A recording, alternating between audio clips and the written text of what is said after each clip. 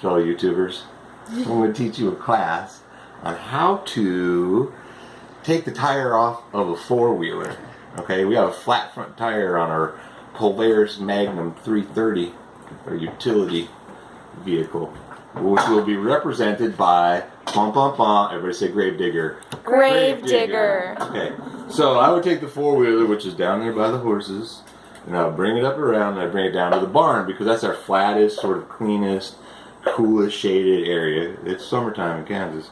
Okay, then I take the four-wheeler over there, and I back it up on a block. This represents a cement block, right, or a log or whatever, something flat.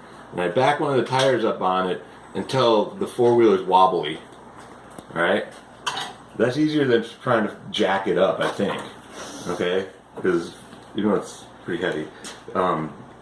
We'll use physics and whatnot to get it.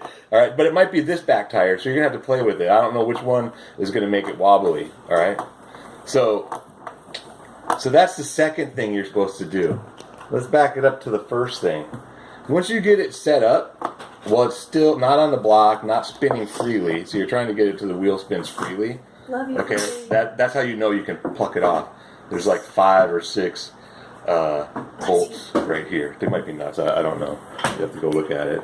Okay, so while it's still on gravity, and this is the same with a car, because when you're taking this wrench, represented by this wrench, and you're putting it on there, if this is off the ground, that tire is going to spin with it, and you won't be able to loosen it up. Right? So while it's still fat and heavy, that's when you get them broke. Okay? Broke means, right? You get them all to where you don't need to put any pressure to get them to turn with this wrench anymore.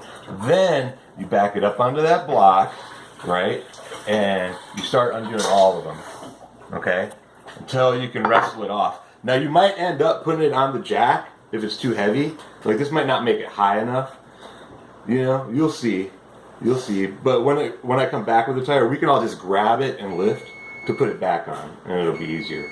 Now with a car, this shell represents a jack. You find that there's a solid spot usually right under the frame somewhere, under the front door here. There's like a hard ridge, something like that, and you like jack, jack, jack, jack, jack, jack.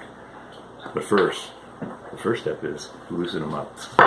Sometimes that'll work like yours, backwards. So if you like this video, please subscribe, thumbs up and like it, and share it with your friends if it's helpful.